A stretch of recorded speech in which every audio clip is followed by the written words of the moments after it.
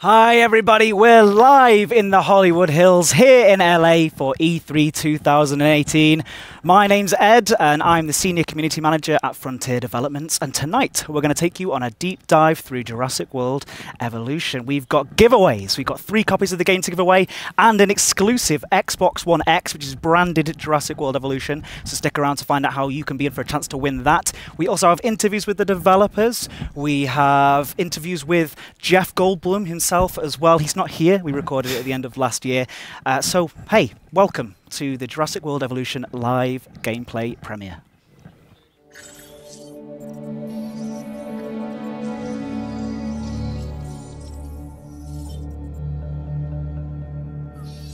So hello guys and welcome to LA. It's quite exciting stuff. Thank you so much for joining us. We have with us, and thank you guys for joining as well at home, we have with us executive producer Rich Newbold and head of animation Nick Rogers at Frontier, from Frontier as well, guys. So it's June the 12th. It's 2 days away before Jurassic World Evolution launches. You guys have been working on it for quite some time now, so it must feel quite exciting to finally be able to, well, to show it off as well on the live stream, but also to finally see that people are going to be playing it for themselves at home. How does that feel? How does that feel for you? Oh, well, this is what it's all about. We're so excited. Obviously, we've put a huge amount of work into this game, and it's just so much fun that we're here at this wonderful event, and we're going to get people playing the game for the first time. It's amazing, really is, just to be here, just to I mean being this setting, being in E3. I mean, this setting is ridiculous. Look around us. I mean, it looks like we're kind of in Costa Rica here as well. Oh, it's beautiful. yeah. But E3. So this is your first E3 as well. How does it feel to be It's my in first LA gaming convention, and 12 years in the industry. This is my first time at any game convention. I'm right in at the deep end at E3, and it's completely blown my mind. It's amazing. The stand we've got down there is incredible, and I just can't wait to get people coming through it. Of that stand, but it is really spectacular to be here. I mean, LA is a strange place, but it's a wonderful place too. We'll have a great time as well. But I think we mentioned earlier on about the competition as well, and some of the competition details that we've got.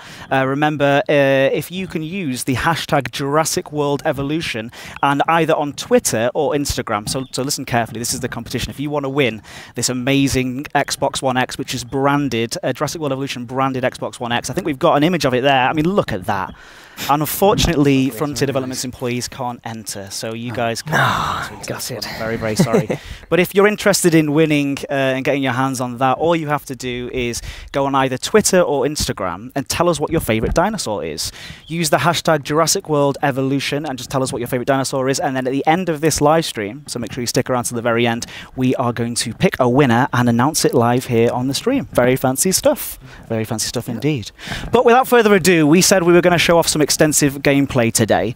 But for those who might not have been following this entire last 2 years, where we've been talking about Jurassic World Evolution for quite some time now, and we will have some treats for those who have been following us from the very start. But for those who don't know what it is, Nick, what is the sort of TLDR on Jurassic World Evolution? So if you've never played, if you've never seen, obviously no one's played it yet, but if you've never seen any of our content up until now, Jurassic World Evolution is a game where the player gets to build their own Jurassic World.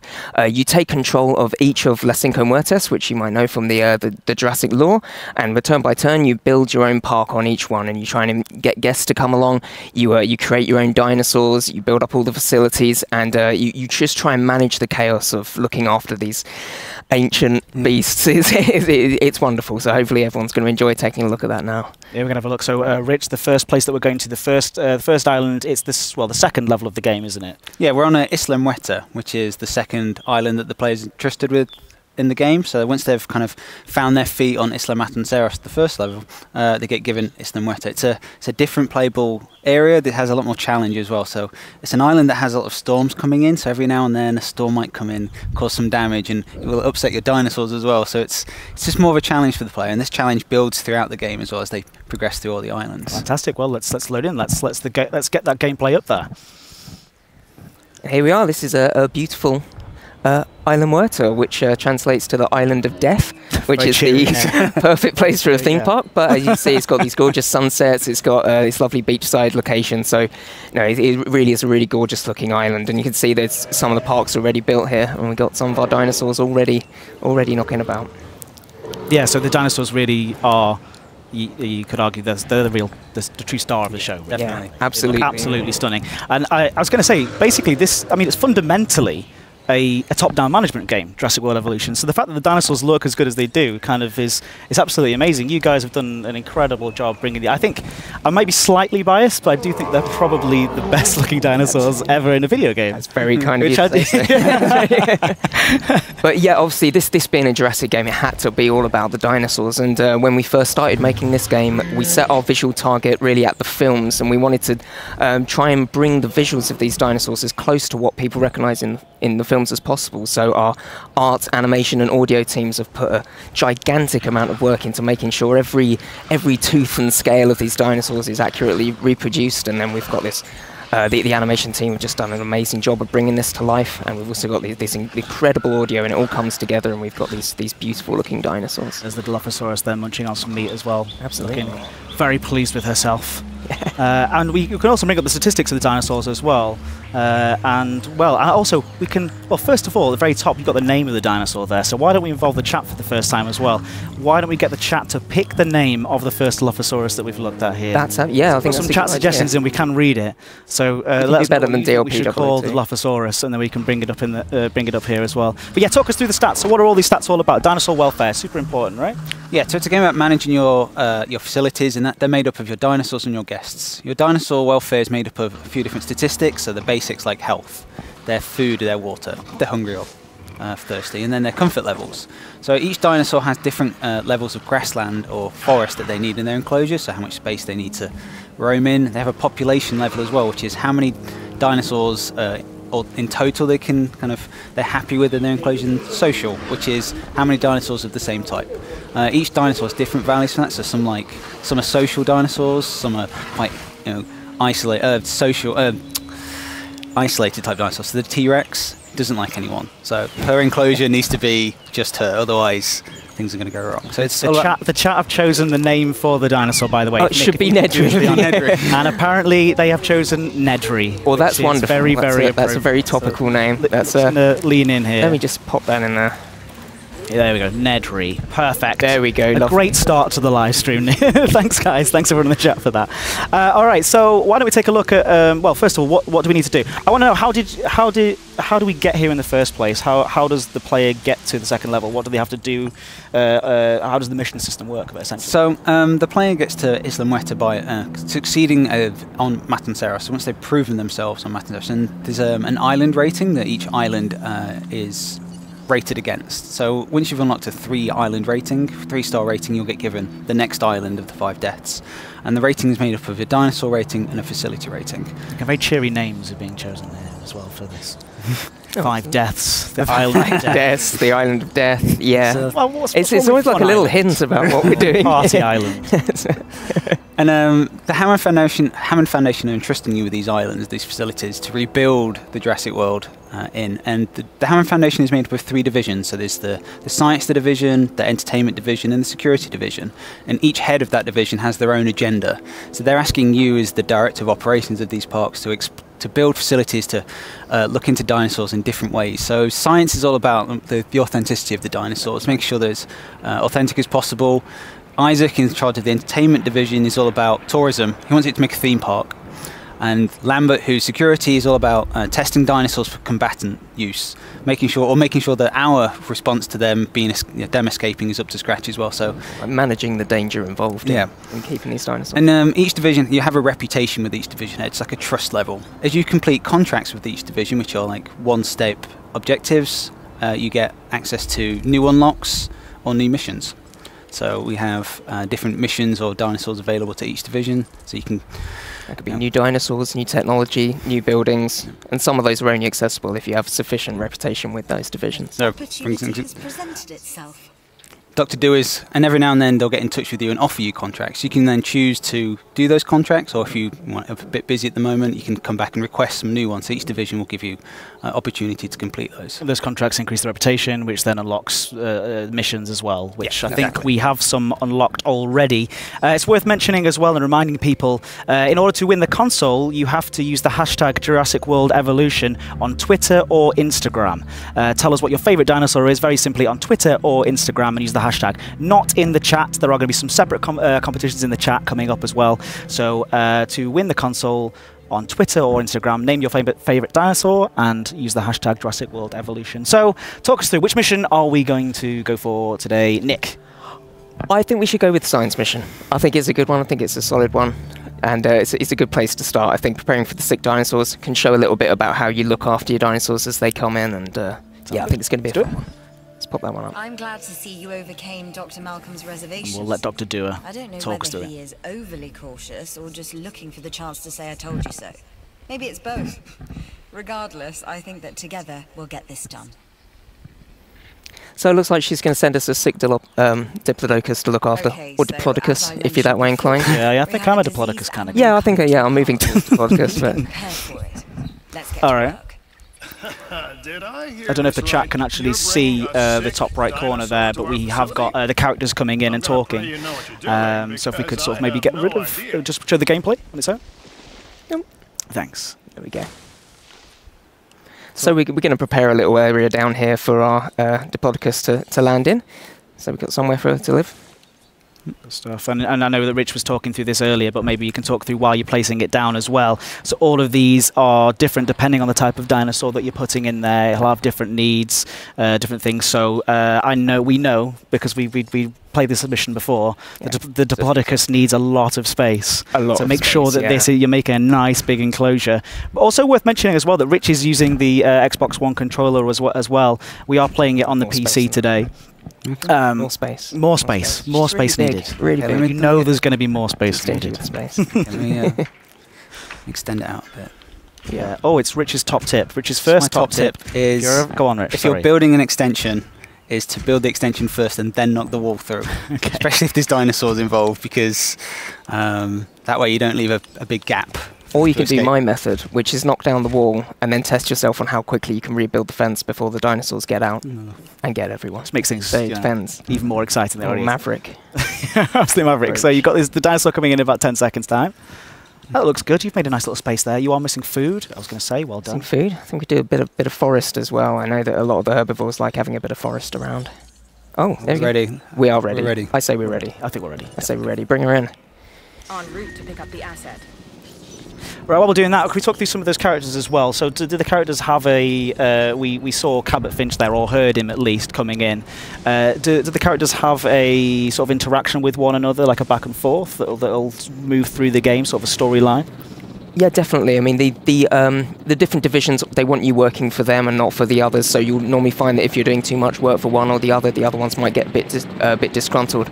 And later on in the game, if they get too annoyed with you, you might actually experience some sabotage from some of the other divisions where they could perhaps take out your power or poison one of your dinosaurs or suddenly throw open all the gates in your park. That one's the worst. Yeah, all kinds of chaos. So they can be quite vindictive if you're not balancing your reputation carefully with all those other divisions. Oh, there she is. She's Poor, wonderful. sick Diplodocus. But she doesn't have a name. She doesn't have a name yet. She doesn't have a name. You know who's really good at naming dinosaurs? Yeah. Our chat. Chat, what should we call our I think there's going to be a running theme throughout this. Yeah, Every single dinosaur we get has to be named by the chat. I think that naming the dinosaurs adds so much to the game because you care so much more for them when they've not got a serial number. Well, you can name almost anything in the game, which I think is one of the stranger features, but also one of the most interesting things. You can name But every it is building, useful. every It is gate, every feeder, and it is useful because when you're trying to find something in a hurry, if you've named something, you know exactly where it is, and yeah, I'm very pro renaming everything. Pro renaming everything. Yeah, definitely. If Nick gets a chance to rename something, he will do it. I will. Any opportunity. We can see that you were right, Nick. Yeah. The Diplodocus needs more grassland, it needs more forest, so the enclosure I built isn't quite right, so I need to extend the enclosure a bit more. She's fussy. She wants a bit of extra space. And she's also full of poor old Cryptosporum at the moment, so we'll have to get her cured soon. Just a reminder as well that this is just one sort of slice of the gameplay that we're showing off. We're not going to show off all of the dinosaurs today. We're going to show off a selection of them, of course, but not all of them, because we want you to be able to, discover some of the stuff for yourself as well towards the end of the game. We are going to be showing off Penna in just a little moment as well, which is one of the more challenging islands. I think Nick is going to try to. I'm going to try my hand at Penna. Which is going to be good fun. And then we are going to be showing off the Sandbox Mode at the end of the live stream as well, and talking through kind of how the game plays into the Sandbox Mode. That's right. Oh, we have lots of people are saying, okay, so we have 2 suggestions, and I'll let you make the deciding vote on this one. I quite like Big Dipper. We have Big Dipper or Dippy. I quite like Big Dipper. Big Dipper. That's resonating with me. Let's go for Big Dipper. Let's get this keyboard up here. Let's get the keyboard out. Big Dipper. There we go. Oh, there's Big Dipper. And whilst that's all that's happened as well, Rich, you've done a fantastic job of making Big Dipper very, very comfortable in there too, which is really, really lovely. So how do we make her better? So part of the game is the research system that we have. So inside the research center, which is one of the facility buildings, you have access to a research tree. So there are a number of things for the player to research as they progress through the game. We're seeing new enclosure types, so stronger fences, new buildings, upgrades, genetic engineering pieces, DNA from real animals that you can mix in with your dinosaurs. Have a look in some of those. Awesome. So you haven't unlocked all of them at this point in the game, but obviously as you go through, you unlock more based on more missions and core contracts. That as you get each new island, will give you new research opportunities, and your reputation with each division will increase that as well. But one of the key things that we need to do is make sure that our ranger teams have access to the right medical treatments to cure our dinosaurs. So we've got a number of antidotes already, but the one we're after is for the Cryptosporidium. Ooh, nice.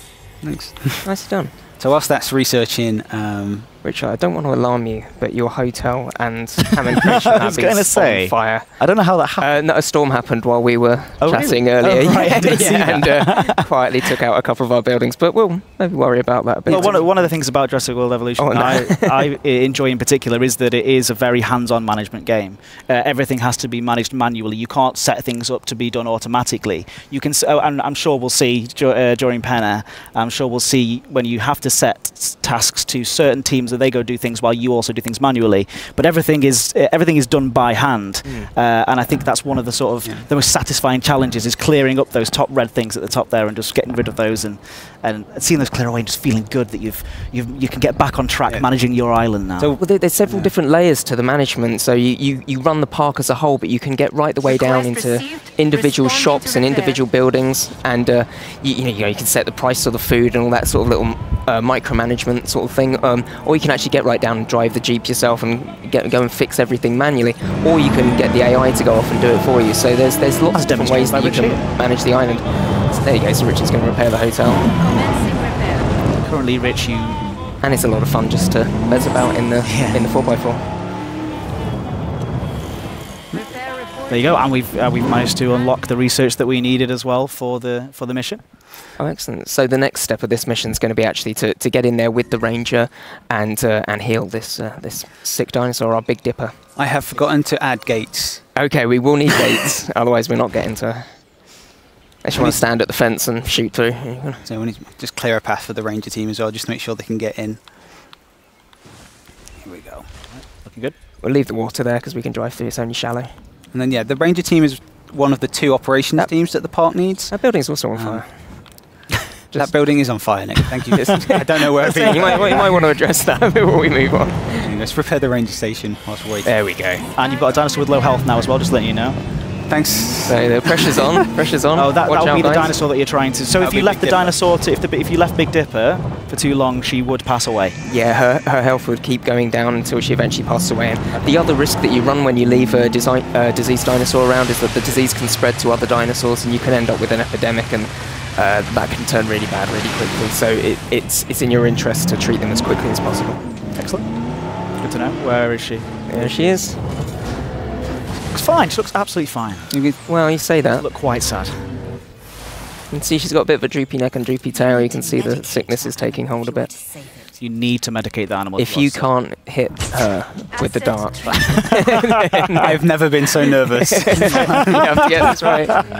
No one's watching, Rich. Don't worry about it. There is nobody watching. It's okay. The bigger dinosaurs take a lot more medication and sedation as well later on than the smaller ones, so she's going to take a few darts. It also doesn't look like she likes it, so she's trying to hide from you. Is that right? Yeah, they don't really like the 4x4 and they don't really like the darts, but it's the best thing for them. We're sorry, Big Dipper. It's better than Cryptosporidium. Nobody wants that.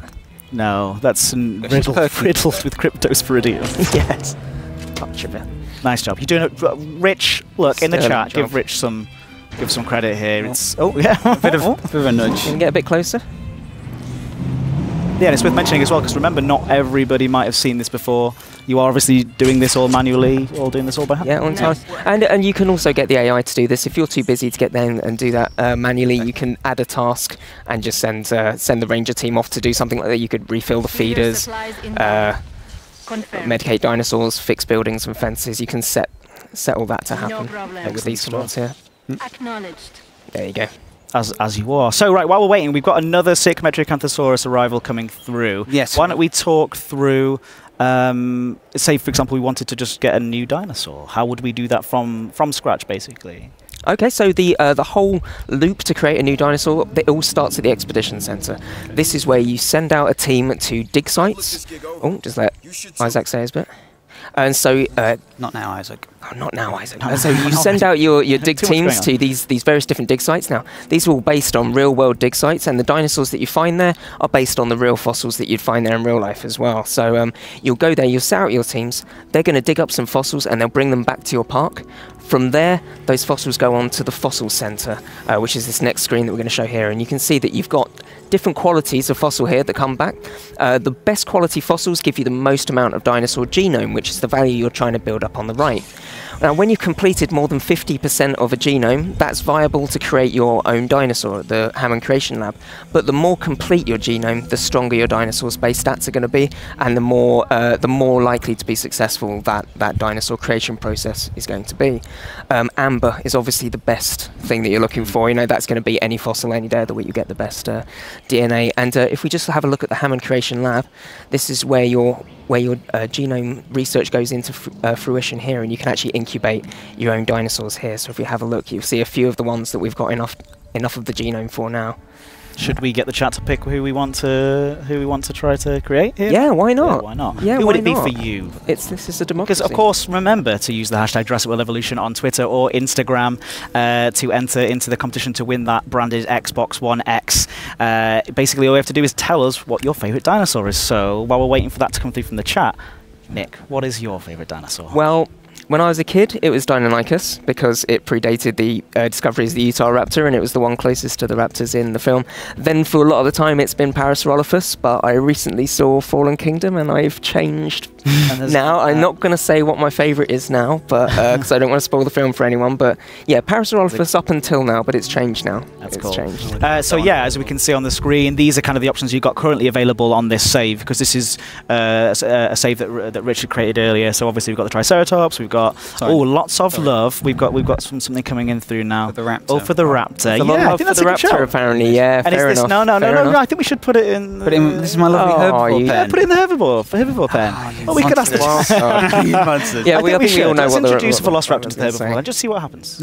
Okay. So I'm going to genetically engineer. It depends on the herbivores. Yeah, you know, some of them aren't going to want to fight a raptor because they're just too big. Oh, here we go. So this is the mission delivery coming in as well. Oh, nice. Where are we going to... We haven't built an enclosure for the... We haven't built an enclosure. Do you think you could place down the markers for the Metriacanthosaurus and build an enclosure around it before it gets dropped off? Okay, try it. Do you have it in you? Do you think we can do it?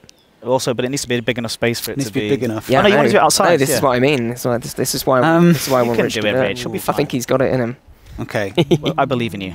And put it there. Go on. I just want to throw a bit of chaos into the live stream wherever I can. This isn't how you might rehearsals, Nick. Probably going to want some electric fences because. Good point, Nick. Yeah, she's. Oh, there are two types of fences there. You've got the electrified light steel fence and the standard steel fence. Yeah, those are the two basic ones. But later on, you're going to get concrete walls, electric concrete walls, and all sorts of much bigger ones. So you'll research those at the research station, and you'll unlock much beefier walls for the bigger dinosaurs later on. Is this all, have you got power in there? No, I need to sort the water. Yeah, you're going to get some water in first. Yeah, you do need to build a power substation to get the electric fence going as well. And again, so we are doing a little bit of a whistle-stop tour through Jurassic World Evolution here, and we are also at the same time just scratching the surface of what you can do in the game and what's available. You did it. There you go, you did it. Yeah, you believe in yourself. Round of applause, please, in the chat for Rich. I think he's there we go. Well, there we go. And look, and she's beautiful as well, which means we have two dinosaurs to name, ladies and gentlemen, in the chat. We have we two need to name the Raptor and we need to name the Metricanthrosaurus. So let's do, first of all, the Metricanthrosaurus, first of all. Two? Really? We got two raptors. We're getting another one on the go. I didn't get the first one. Because one failed. We had to transport the Metricanthrosaurus. Ah, okay. I didn't get her going, so she's incubating now whilst we're doing this. Let's have a nice close-up look at that. Oh, look at that. Oh, she gets a lovely bit of dramatic music as well. Oh, the audio guys have just done an incredible job. They really have. They've really brought the feeling of the Jurassic World into this game with the music. It's wonderful. Because, I mean, you work quite closely as well with Universal, getting a lot of that original audio for the dinosaurs, so we could sort of samples that we could then recreate to use in the game. That's right. We had a mixture of original audio from the films. We had recipes for some of the original audio, and also a lot of our own bespoke audio as well. So we tried to make sure that each dinosaur has their own unique sound as well as their own look. All right, we have the name. Okay. Muldoon. Metricanthrosaurus is Muldoon. Will be destroyed. The honours for us. And also, we've got to remember that Muldoon also has Cryptosporidium, which we do need to sort out, Rich. Yeah, Muldoon's got Cryptosporidium. Which is no good. Oh, if only we could give her the tight socks that pulled all the way up. Highest socks in Hollywood. I'm going to get the Ranger team moving over. You will need a gate. I need to put a gate. Yeah. I know. Rich, can we rename the gate? Oh, we can rename. We can rename the gate. Can we ask the chat what we would like to call the gate? Nick, you have a problem, and I think you should see someone. It's good. This is good. All right, so we have two things to name. Still, rename everything. Oh, you are currently the most dangerous thing in the park, Rich. Yeah, you're a hazard to everyone in the dinosaurs. Steady on. It's just got a different driving model to the car I have at home. It's just takes me a bit of time to get used to. So the name of the gate is going to be Redgate. Redgate? Redgate. Okay, fair enough. I'm not sure what that's a reference to. Does that seem a bit dangerous to you? Oh, yeah. Cold-blooded, Rich. Don't leave that gate open for too long. And when you're in the 4x4, the gates do open automatically for you, but you can open them manually as well if you want to just wreak havoc on your poor guests. Pressure's getting to me. Pressure's getting to me. Yeah, pressure's on. All right, so we're going to do a bit of a flash giveaway of the game as well, which is going to be good. So whether you are playing on PS4, PC, or Xbox One, you can win a copy of the game right now. What you have to, well, first of all, got to let the music play. Sorry. It's the main thing. You can't talk over. Can't mess with that, can you? Basically, what I want you to do. Oh, we'll let her talk. We'll let her talk. Sorry. Back to health. I have the latest lab results. The dinosaurs are cured. Disease-free. That's a job well done. Job well done, Rich. Job well done, Nick. And she's unlocked another research team for us so that we can actually have two technologies being researched at the same time now. So that's one of the perks for doing work for the science division. Fantastic. So what I was going to say earlier is if you choose, what we're going to do is we want to rename the Raptor. So if you could please choose a name for the Raptor, and we're going to pick somebody at random who enters a name in there to win a copy of the game, which will be good. So everybody throw your suggestions in the chats wherever you are, whether that's on YouTube, Facebook, or Twitch. Nearly. Sorry. Is the Raptor ready?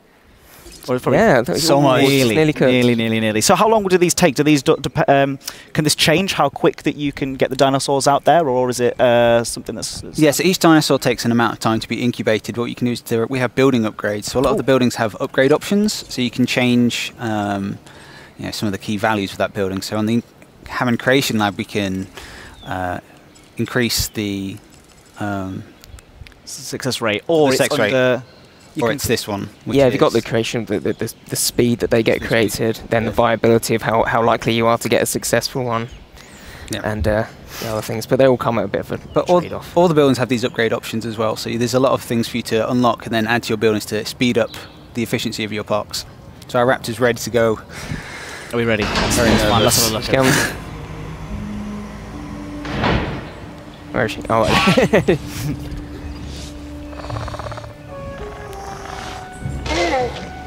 there she is. She's lovely.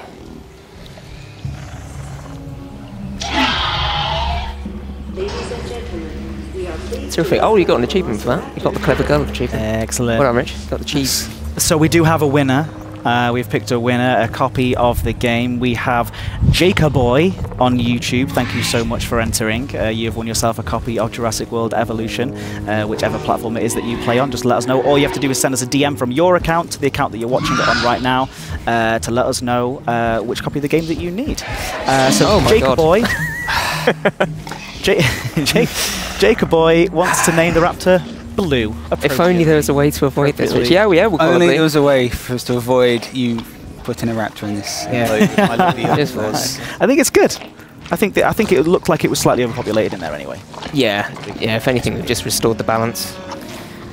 So if you can have a look as well at Blue's stats here as well, we can see that Blue needs another Velociraptor, otherwise she's going to start getting a little bit uncomfortable about where she is. Why is that? So that the Raptors, their ideal social group is a minimum of 2, so they don't like to be alone, they like to work as a group in packs, so you need to make sure there's a second one, otherwise, as you pointed out, her comfort level is starting to drop, so even though she's just eaten that Draco Rex, her comfort level in this enclosure is going down, and when it drops below a threshold, she's going to try and escape, trying to satisfy those comfort levels elsewhere, and that's never a good thing. It's better to keep the dinosaurs inside their enclosures, especially the scary ones. And likewise, if you have too many raptors in the same enclosure, they're going to get a bit twitchy, and they'll start causing trouble and trying to escape and wreaking havoc on everyone. All right, while you we've got a dead Dracorex now. While you sort that dead Dracorex out, I just want to mention as well that you can win across all the chats. Doesn't matter what chat you're in. We are picking from random across all of the chats. So you can enter whether you're on Mixer, whether you're watching on Twitch, on Facebook, or on YouTube. You can enter wherever you are. We're picking at random across from all of those as well.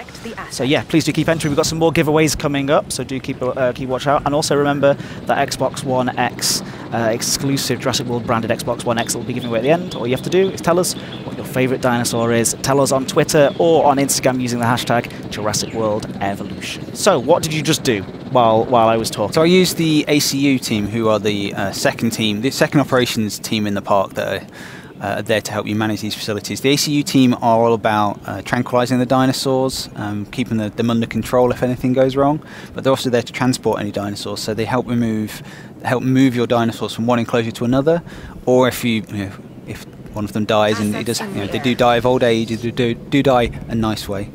Okay. They're used to remove them from the parks, because a dead dinosaur will die and get diseased, and then that will becomes a rotting corpse. So it serves as food for a short while. For a little while, it does some good. they do eat them, but then eventually, they get a bit rotten. And you can also sell your dinosaurs using the transport team as well. So if you end up getting really short on funds and you're a bit desperate, you can flog your dinosaurs. Ooh, and sell them. It's a very capitalist way of it's pretty cutthroat. Turning these beautiful animals. Yeah. And of course, we haven't really heard much from Ian Malcolm on this level, but we will hear from him in just a moment, especially when we jump into Penna. But Ian Malcolm, well, Jeff Goldblum came along and brought back Ian Malcolm for our game. He kind of acts as that voice of reason, right? Oh, absolutely, yeah. Yeah, he's really your conscience throughout the whole game. So obviously he's got a lot of experience in dinosaur parks going a bit wrong, and he uses that experience to sort of give you a few nudges in the right direction along the way, and kind of to warn you about what you're doing. And he also brings a lot of charm and authenticity to the whole game, because everyone's very familiar with Ian Malcolm. Oh, Blue. Why won't you stop? Another. Another Dracorex is down. Well, we've got a very unsatisfied Raptor in there. Is there a way that you can see at a glance all of the stuff in the park, all the stuff that's going on, sort of everything, how to tell if things are going wrong in there? Yeah. So one of the views that we've got in the game is this map view, which is like a schematic overview of your park. It makes it a bit easier to see the dinosaurs amongst the trees and the foliage if they're hiding away, and then you can hover over them to see their statistics. That Nedry's Bane. we So already had Nedry's Bane. That was our dinosaurs. That was our. Yeah, she's ready Nice. to go. But then it makes it a lot easier then for you to see, how your facilities are working, whether you've got enough power in your parks and everything. And from this view, you can also list every item in your park down the side here. So if you're trying to find a particular item, see, this is why I like to rename everything, because it means you can find it quickly in this view. If you're trying to find a very particular thing that you've set up, you can find Muldoon, for instance. There's Muldoon. How's she Just getting chilling. on? What's her stats? Muldoon's fine. Oh, she's fine. Perfect. She's fine, yeah, 100%. You're accidentally an excellent Offence is broken. Who's done that? Oh, Blue's out. Blue? Okay, that's not good. She said Crowds aren't going to react very well to that thing. So you need to... let's sort this out. Let's try and sort this out quick. So first things first, when this happens, best thing to do is tranquilize the escaped dinosaur. And then before she kills Tomb, she is chowing down on one of our guests already. All right. So, are you going to try to do this manually, Rich, or...? No, Rich. We'll do it. Good luck.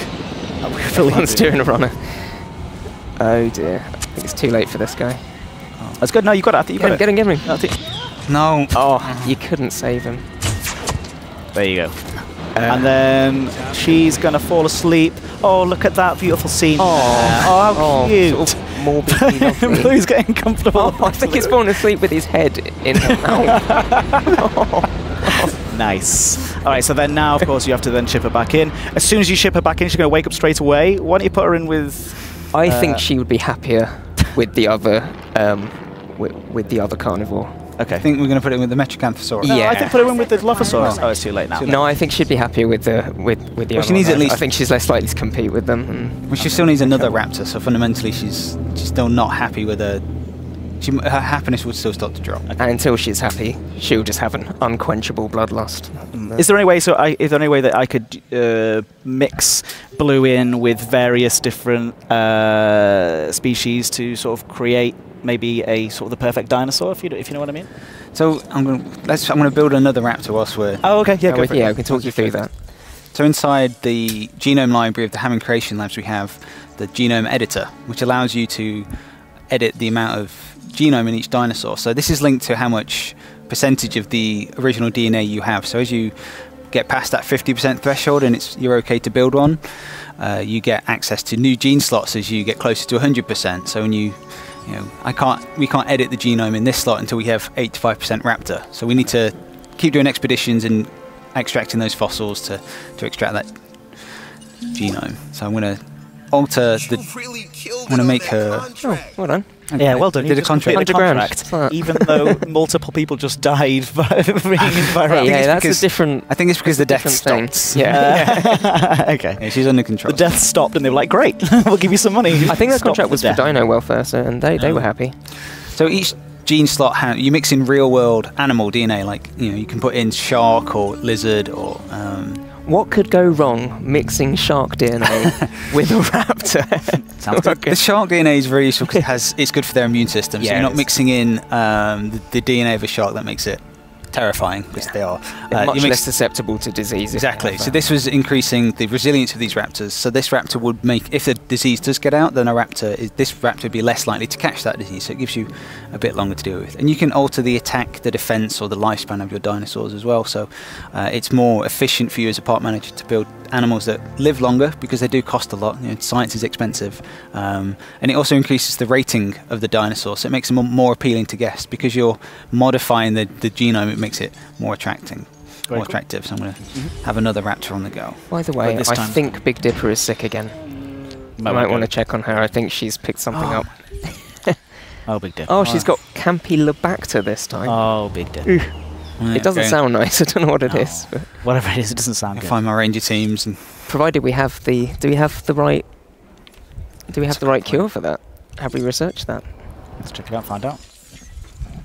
And this is always the The problem with these parks is that something might go wrong at any moment, so you need to be prepared to make sure you can deal with that. Yeah, the fence is broken again. Been broken as well. It's worth mentioning that this is earlier on in the game as well, so things are sort of a little calmer on this island on Huerta, even though it is called the Isle of Death. It is still ever so slightly. Oh, Muldoon's out. Oh no, Muldoon's not out. He's not happy with the Ankylosaurus as well. Because blue broke through and then. Okay. Oh, they've broken back into the herbivore enclosure. That's right, yeah. I feel like I spoke too soon when you're causing some panic here. Okay, so I'm going to ranger team on this fence. That one. So you got to keep a lot of plates spinning all of the time. Hopefully the players at home will be a little bit more sensible than us and keep the dinosaurs a bit more separate. Oh, our Raptor failed, unfortunately. Well, okay, so I think this is probably a good time as any to move on, because we are going to be going on to, I was going to say, a slightly more chaotic section of the live stream. Even more chaotic. Is La Pena, but yes, yeah, it's going to be even more this time now, because Rich, but well done, Rich. I mean, you're the first person to ever play Jurassic World Evolution on a live stream. How do you feel about that? I feel that I should have been a lot better. No, seriously, you were really, it's great. Yeah, no, just always go wrong. Yeah, it's hard. So in just a minute, we will be going over to Isla Pena to check that out and see a very different looking level, sort of a moodier feel to it, a little bit darker from later on in the game. So we'll set that up in just a second. But first of all, let's talk about E3 a little bit, because I want to bring people to E3. If you're at home and you're not able to make it for whatever reason, I wanted to sort of talk through the experience that we've got at our booth. And we are going to have pictures of this as well. We don't have them right now, but if you check out our social media channels, so I think it's twitter.com/JW_evolution, we're going to be showing and sharing pictures and hopefully some video as well from our booth over the next week. But it's pretty incredible. Oh, it really is. We saw it earlier today. I don't know. I was just my mind was just blown. I couldn't believe it. We've got the Jurassic World gates. Yes, we have. It's just incredible. And you get to walk through the gates, and they're there with half. And I never thought in a million years I was going to see anything like that at E3. It was absolutely incredible. And the theming is wonderful. We've got the original Jeep out the front, you know, with the hood post. Yeah, we have. We got one at the entrance and one actually at the. We have this experience whereby, and if you are at E3, please do come down and say hello and find us, because we will be at the booth. But we have this experience where you walk into the pen. You have the raptors, and the fences have all been torn down and broken up, and then you walk through the queue, and then you have an experience where somebody from InGen, I think it is, talks you through the experience that you're about to have when playing the game, and then you go into the actual pen itself, and it has broken down walls, and it's just I know I'm just making people feel jealous by saying it, but it does feel like you're walking into a scene. It's walking into the game, isn't it? Is that how I feel? Yeah. So look out for some photos that we're going to share as well. So at the end of last year, we had the chance. I was very, very lucky, and got the chance to interview Jeff Goldblum himself, and I think we're going to show that in just a moment. We're going to talk about how it was to work with Jeff Goldblum and how it was to work with Universal. But why don't we check out that interview right now? Hello everybody, and thank you for watching. My name's Ed, and I'm here with Bo. We're part of the community team here at Frontier Developments, and today, well, we're very lucky to be joined by the one and only Jeff Goldblum. Jeff, thank you so much for coming along. Thank you so much, Edward and Bo. Hello. I'm so happy to be here. Thank you for having me. So how does it feel to bring Ian Malcolm back to life? You know, I haven't. It's been how long ago did I do that those first couple of movies? Yeah. Quite a while ago. I loved doing the first couple, and they were so much enjoyed. It's been these couple of decades. People have been excited to tell me about how much they liked it. So I was nothing but bushy-tailed and thrilled to come back and do some more. So how does it feel to be part of a video game? I love the idea. Jeez, what a responsibility. I went to a lovely recording studio and I recorded stuff that's going to be in the game. My character has some credibility, so if I'm offering a word of advice, consider that it comes from experience. It was really a revisiting of that character for me. Yeah. I enjoyed it no end, and I have high hopes for this game, and I can't wait to see the whole thing. We're going to go through some of the scenarios. These are things that our players of Jurassic World Evolution are going to encounter in the game. Yes, ma'am. And we want to know, how would Jeff Goldblum act when these things happen? I love scenarios. Yeah, Okay. I love the scenario game. You're on the island. A tornado is approaching. There's guests and a hotel behind you. What do you do? Help the guests. Help the guests. You know, I have some experience with this. Do you? Did you did you know? Maybe you're trying to, maybe you know, or maybe you don't know. You know, during the first Jurassic Park, come week and a half, you know, almost to the end of the shoot, a hurricane, a big hurricane named Aniki was maybe coming. As you know, these things happen. Is it coming? Is it coming? Yes, it is. And it came. I had never been in a thing like that in my life. And we were all staying in a hotel. Wow. And they had a meeting with us picture people, us company, the company, and said, here's what's going to happen. And we're shutting down for a bit. And we're all going to meet in this hotel. And they kept us all safe. And when we went into a kind of a basement in the hotel where it was safe, and we'd arranged chaise lounges, you know, from the pool area to sleep on maybe through the night, and which we did. It was something to see, and you know, 4 people on the island lost their lives during that. God. Okay. It's a horrible, tragic thing. So in this made-up scenario, which I have a little experience with, yes, I would help the dear guests. I would say, I know what to do. Let's get everybody. Let's find out when the last moment is. Let's err on the side of caution and get in sooner than later. Batten down the hatches, as we say, and get ourselves some food, because it may be a while. Do all that stuff, all that survival stuff. We didn't expect actual real tips for how to survive a hurricane when we started this up, but thank you. How about that for a crackerjack story? I know, that's really I got a million of impressive. them. We do have another scenario for you. And it's a bit of a sad one again. What? Yes, well, dinosaurs can get sick. And what would you do if the disease was spreading? How would you stop this from spreading any further? This takes veterinarian knowledge. I suppose you could. Well, that's what I do. Yeah. I'm thinking out loud myself into the answer. It's Jeff Goldblum, I would say, I don't know what to do. Yeah. Who can I call? Yeah. Best You think you can pick up the phone? best Yeah, sorry to pick the phone. veterinarian near you. Oh. Hello. Hi. Who's this? Have I reached Dr. Dr. Lewis? Yes, that's correct, Dr. Lewis. Edward, gee, I've got Hi. a bunch of sick dinosaurs on my hands. Sure. Where are you? Can you come over? I'm and see them make a house? in Manchester, England right now. I'm on an island off of Costa Rica. Dr. Lewis, the symptoms, and he's hung up on me. The connection's gone. I'm sorry. Just hung up. Yeah, the connection was lost. There's a storm, there's an electrical storm coming in, and now you've got no electricity. Adding new I'm sorry, I'm adding extra things in here that happen. We're actually going to show you now some of the dinosaurs from our game. So these are dinosaurs that feature in Jurassic World Evolution. And we're going to ask you to come up with some names and characteristics for these dinosaurs. Okay. And then we'll reveal the real name of the dinosaur and see how close you got. We're going to see a little lineup, a little cast. Here is dinosaur Parade. number 1. Brownosaurus. It's brown, but What sort of characteristics do you feel the Brownosaurus would have? well, this one would be quite friendly. I don't see any teeth there, any big teeth. Or are those big teeth that I'm not seeing, or is that a big whitish lip? He's got like that lipstick on that they used to wear in the 60s. Edmontosaurus. This is the Edmontosaurus. After you? After me, this is, I believe so. It's the Rabot de Vriesasaurus? There Probably, should be, somewhere but here. no. Really? That's Believe it the or not, it's not named after Edmontosaurus me. Version of Dino. And actually, we do have information about what its call would be. So do you think you can imagine what kind of call this dinosaur would make? How right am I? You have something? that- Yeah, it's a goose-like honk.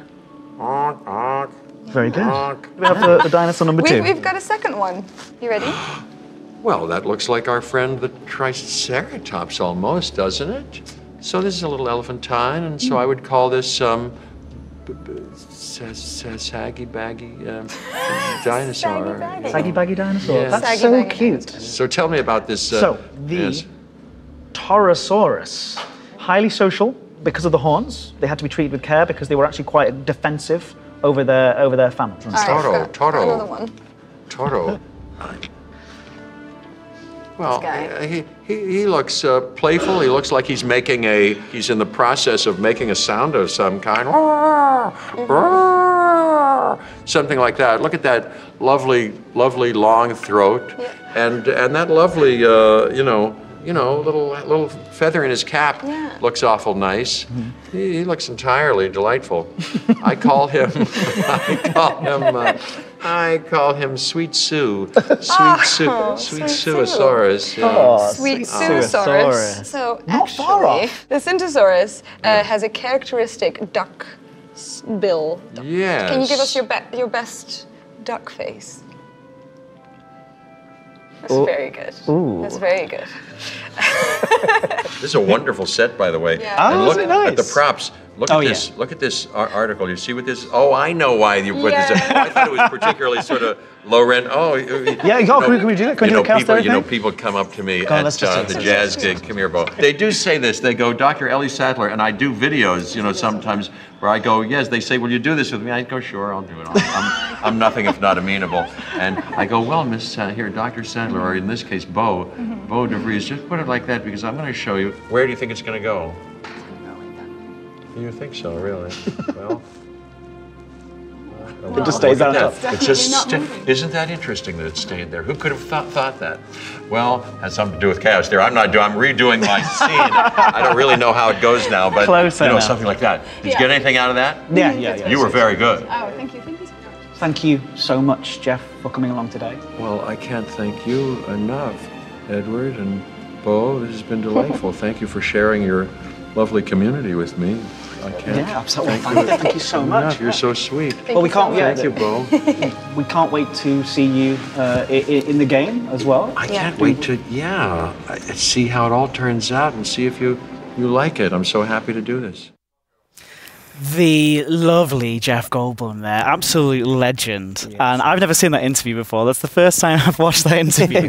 And it was good fun. It was amazing to meet him. It's worth mentioning that he came in with a piece of paper with everybody in the crew's name written on it, and he memorized everyone's name. He'd go, "So who are you?" And you'd go, "Oh, I'm Edward Lewis." And he'd look through the piece of paper and he'd go, "Oh, Edward Lewis. So what do you do?" And then he would tick off your name and then he would learn everyone's name. And at the end, he would be so interested in what everyone did and why they did it, and he was just the nicest guy to work. I mean, you worked with him quite. You got to direct him essentially. We did. I did the voiceover sessions with him. It was great. He just feels that character, and he takes the script and he just makes it so much better. So he was playing with it. He was doing his own. He was adding his own thing. We didn't really see much in the previous section from Ian Malcolm's character, but he is all the way throughout the game. Right? He is. Yeah, he narrates all of the islands, and he chips in from time to time all the way through. So he's a constant presence in the game. Constant presence in the game, and it was also like working with Universal as well. I know that you guys would often go to them and say. It wasn't a case of they saying, right, no, you have to do this right. We went to them and said, we want to make sure that we get this right because this game is for Jurassic fans, and it's made by Jurassic fans as well. So we wanted to make sure we got it just completely dead on right for those guys. So what was that kind of experience like? Well, authenticity was incredibly important to us. There's so many people with such an investment in the Jurassic lore and with the Jurassic franchise that we had to make sure we were getting it all right. So we had this brilliant partnership with Universal where we would send them models, send them animations, send them all various artworks and sounds, and make sure that they were giving everything the thumbs up before we put it in the game, and make sure that everything was true to the films and true to the franchise. That's awesome. And part of that was getting Jeff involved as well. Like, we wanted this to be an authentic Jurassic experience, and Dr. Ian Malcolm is one of the most iconic Jurassic characters. Very important part of it. It's a very important part to get in the game. Yeah, it's awesome to have him in there. So we've got another copy of the game to give away right now. So in the chat, this one's going to be in the chat.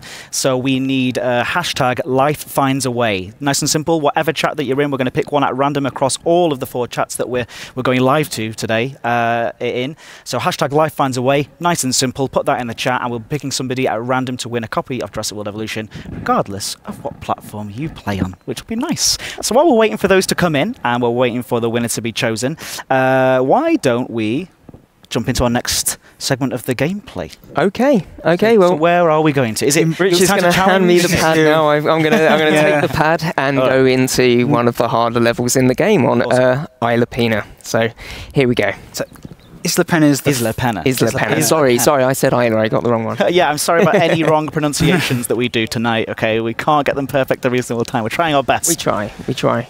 All right, so Isla Pena. Well, immediately a much moodier looking, darker environment, and you're getting a storm. And a storm has immediately started on this island. Yeah, that this is going to happen. So Isla Pena is the fourth island of the 5 deaths, and We have ourselves a tornado. It's one that has a very small playable area, so the player has to be quite efficient in how they're building, and it also gets twisters. So every now and then, the tornadoes will come through your park and really shake things up. So you need to make sure that this has happened. I'm really thrilled this is happening right now. We've built these systemic games. We're not quite sure what's going to happen, and on Pena, you kind of tornadoes will come in, and you never know when. So, right, is that going to affect your driving ability as well? It's not helping my driving ability. Is the lighting also, because it's worth mentioning we are outdoors here, so this slightly darker level is slightly more difficult. Yeah, visibility's not amazing, but I can drive this. We're going to be fine. I'm going to get that fence fixed if I don't get sucked up by a tornado, and if I don't kill anyone in my 4x4.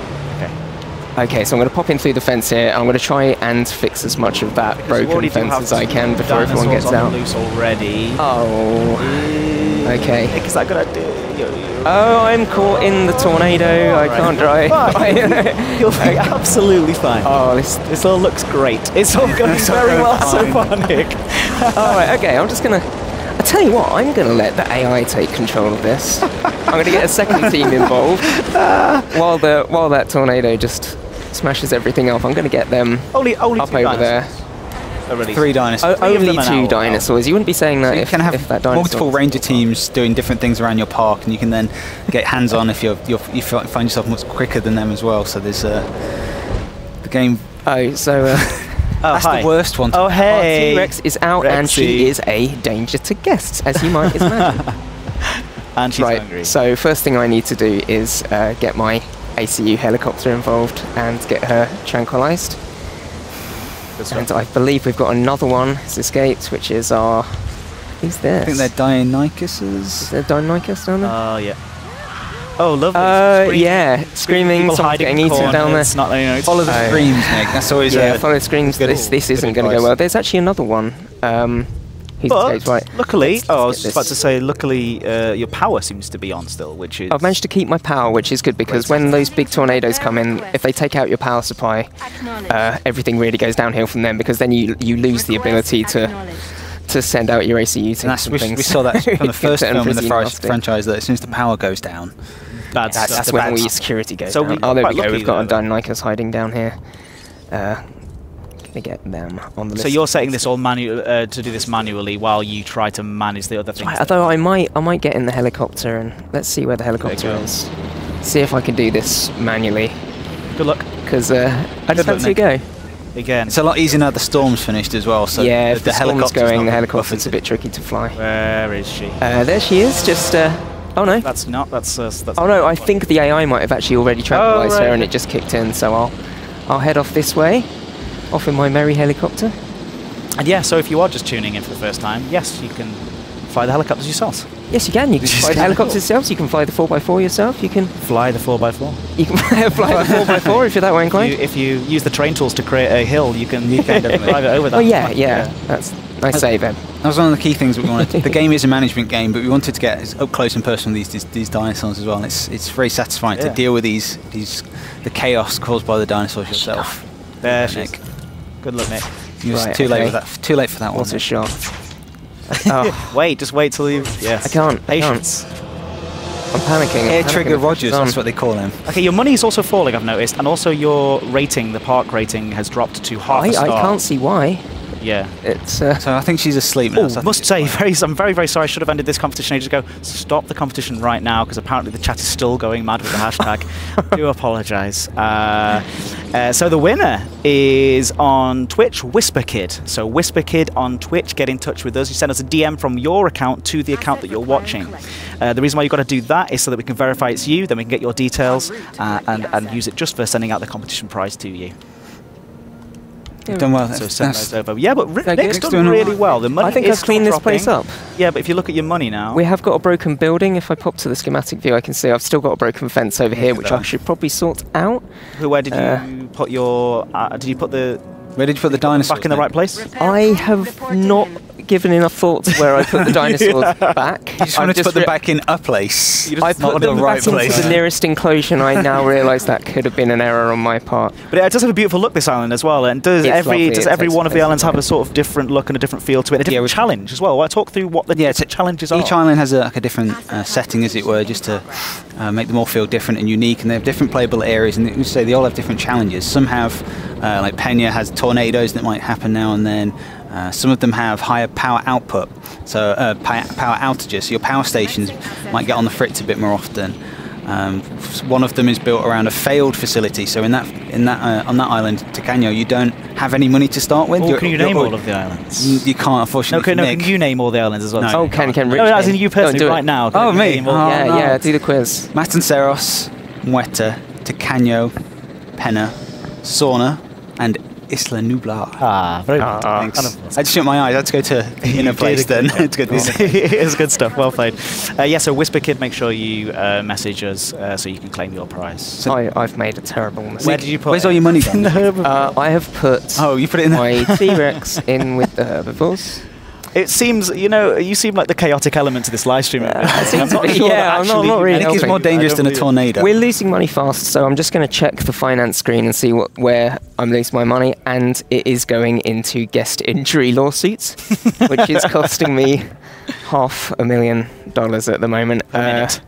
Yeah, which is a casual amount of money to lose per minute. I think I'm in some trouble. The recent death toll is scaring your guests. Oh well. Says you. The island rating is a measure of how much money you're going to get per level. Nick, if you don't mind, just having a look at the island rating for us. Oh yes, certainly. Yeah, pop back to here. So the island rating is the measurement of safety.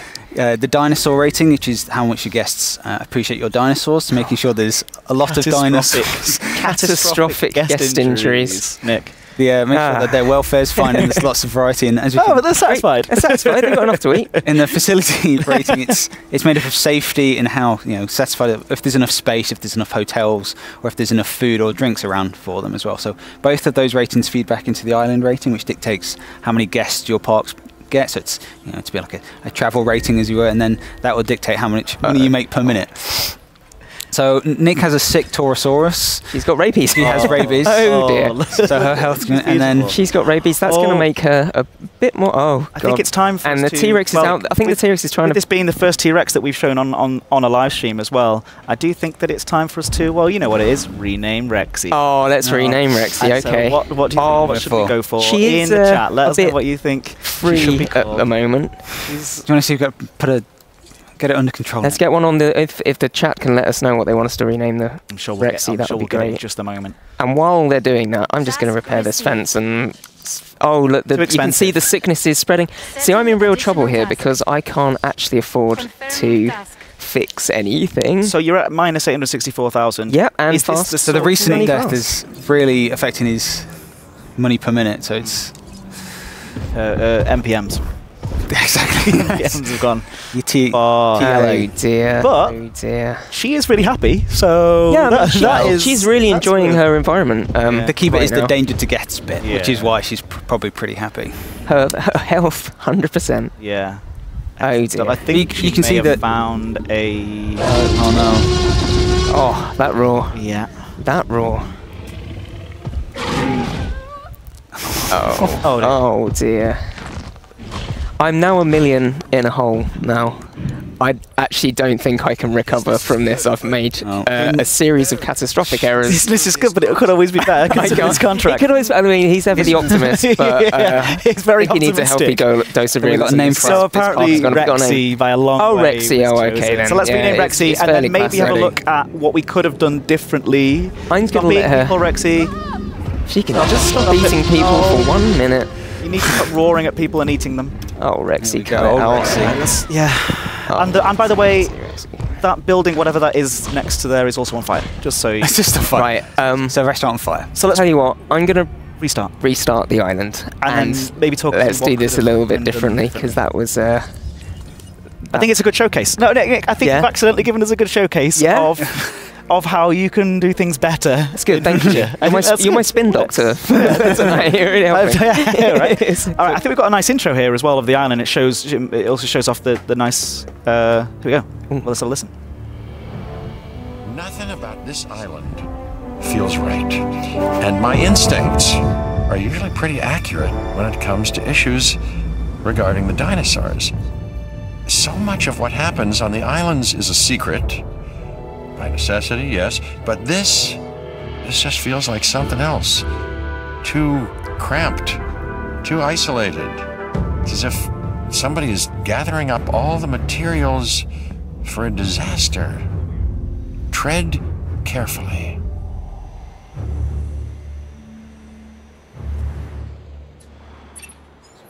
I'm not sure what they were up to on this island, but it certainly doesn't scream tourist attraction to me. You're gonna have your work cut out for you here. Restricted building space and high power upkeep will see to that. I'd recommend investing in some big-ticket dinosaurs. Okay. But they don't come without complications of their own. You can't confine nature this way, because nature adapts. It searches for weaknesses, it finds them, and exploits them, not sometimes, all times. This island is worlds away from Hammond's dinosaur paradise. And if things go wrong here, worlds away is the best place to be. So I didn't feel like we could interrupt. No, we can't. You can't talk over. And the Malcolm. I felt the restart island is one of the very useful things. Very useful tool because for you, the Nick's done. Yeah, once you've learned how an island works, you can learn from your mistakes and do things better the second time. Okay. And that's why one of the best things about failing is learning what to do better the next time. That's good. It's never a problem; it's a solution opportunity. Solution opportunity. That's what production at. That's what production at. Is that right? Is that true? It's the motto. Oh, okay. We have it in Latin. Stop giving away our secrets. All right, so what are you doing here? What is this? What are you placing here to stop things going as poorly as they did previously? Basically? I'm going to pop down a storm defense station, so anything within radius of this building is going to be less affected if a storm comes in, so it's less likely to get damaged. And the reason I placed it here is that it's right next to our power station, so we know that if a storm comes in, at the very least, our power is protected. I'm going to pop a few more around other critical places in the island. I see this one isn't quite as built up as the save we had earlier, so the first thing I've done is send out an expedition to get some Metrodacanthosaurus DNA, because I feel like that would be a nice big ticket dinosaur. We've also got no ACU and no ranger station, so I'm going to get those key things in places. I've immediately run out of power, which will be the high power upkeep, which I'm sure they're talking about. Down by storm defense. And I forgot to put a substation down by the storm defense. Can we take a look at the map as well after you've placed this as well? Yes, absolutely. It does show off. Oh, and this is interesting as well. I don't think we really talked through because you were trying to do it quite quickly earlier on. But the power system in the game as well. And actually, we haven't even looked at the glance management views too. There's still quite a bit to cover. That's true. Yeah, we've only. Yeah, but you can see. Look how much tight space you've got here as well to deal with on this island. Yeah, you've got these very tight areas, these narrow corridors. Yeah. With these areas here, so you're going to have to spend your space very wisely in this game. Finding dinosaurs that can work well in small enclosures but have lots of them at the same time. That's my top tip for this one. Top tip number two. Top tip number two. You still got to bring people to the parks. You still want a decent dinosaur variety, but yeah, they're not all going to be happy with being cooped up. Excellent stuff. But you've got to have an ACU sensor because it's just irresponsible to not have any way of stopping the dinosaurs if they get out. We've seen that you definitely need an ACU team on hand at every opportunity. And as people know, I play responsibly at all times. Always play responsibly. Always play responsibly. Or create chaos, it's up to you. I'm going to put down a large substation here because I've decided that I want this to be a hub of some of my main buildings. So if I put down a large substation, I've got expensive. A nice big area. So I've got a fair bit of cash to play with at the start of this level, though. So you think that? I think that, but it will disappear quickly. Currently, you've got once the lawsuits start rolling in, it's come all the way to Costa Rica to see a lovely power station. Yeah. Currently, you've got no dinosaurs being made. That is a very good point. Come to Costa Rica, see the great power station. It's a very fancy power station. So what have we got here? Ooh. So he said big ticket dinosaurs. I'm going to be building some. I'm going to be going mostly carnivores in this one, so I'm thinking I'm going to build a Ceratosaurus, so I've got something to put my Metrodacanthosaurus in with later on, so I'm going to build one of her. She costs nearly £1 million, so sorry, $1 million. Yeah, not quite. Quick. Can we get Casmosaurus? No, wait, that'd be a bad. Oh, that would be a very bad. And I think a Dilophosaurus might be nice to go in there as well. Cool. I think they'll be fairly happy together. No, I think they will. okay. I think they will. Nick, I'm no expert. from watching you play this game for the last hour or so, This is Never true. so you've got no power to that building. Is that? I you think didn't hook that up the station? well, one thing you can do is if you pop over a building, you can see what there. So that needs 3 power, and if I go to my power station, I should be able to see how much power I've actually got in my grid. If I pop over here, sorry, wrong one. Okay, there. So I've only got 1 unused power at the moment, which means I don't actually have enough power to power that station at the moment. So I'm going to have to upgrade my power station. Yeah. You can either build a brand new power station, or more of them, and connect them to your power network, or you can use the upgrades to kind of get more output out of those power stations. Yeah, I don't want to spend too much at the moment, so I'm going to improve the output with these 2 expansions. The only downside of that is that it does increase the chance of your power station breaking and you lose power completely. No, just in general, it could just overpower it, and you could just suddenly get a power cut. So and it will last a couple of minutes. Disasters that can happen that cause troubles for you on the island? Is it just the There's storms, there's sabotage. So if your division reputation with one division is too high, there's a chance that the other divisions might sabotage your park, lashing out at you, as it were. Someone opening the gates, someone to turn off opening the gates. Someone opening all of your gates. All right. At the all same at once. time. All of them. You're smiling. You're enjoying it. I think that's fun when that happens. It's you think you're prepared until someone opens up all of your gates. It's when you this is why you use the onion layer technique of having multiple fences and multiple gates. That's my other top tip. I just talk about like where I'm. Top tip number 3. That's number 3. I'm actually placing some feeders down. I've got some live bait feeders, which is going to fill this enclosure up with these beautiful goats. But actually, I'm going to pop a carnivore feeder right here, right in front of the viewing gallery here, because you'll see that all of the viewing stations have this like cone of interest, and you want to try and attract your dinosaurs into this area. So I tend to put feeders and water in these areas because it brings the dinosaurs in there, and then your dinosaurs, your guests are happier that they can see what's going in. Because I'm also going to build a tower if we've got one unlocked as well. Yeah, there we go. Or I might build a little gyrosphere. Oh, we could. Well, I think we'll probably touch on that during the. Oh, okay. Yeah, that's fair enough. Yeah. Ooh, so I've probably annoyed everyone now. They'll probably go, show us the gyrosphere. That's fine, we'll do it later. No, visibility with dinosaurs is a key thing. Again, from the first film, you want to make sure there's dinosaurs on your dinosaur. Yeah, so dinosaurs in dinosaur part, That's what people here for. So you need to make sure that your guests can see them. So as Nick's tip of keeping your feeders in your water bodies near your viewing galleries and viewing platforms is a good idea. You can also see some parrots. Do you want to see some parrots? I can make not by doing that. When you deforest, do some deforestation. When you do some deforestation every now and then. It just sends up the parakeets into the air. Go on, deforest the whole line and get no macaws. Come on. I've made a terrible error. Really proud of as well. Oh yeah, here they go. Alright, so where she's flying towards the camera. Where were we? Glorious.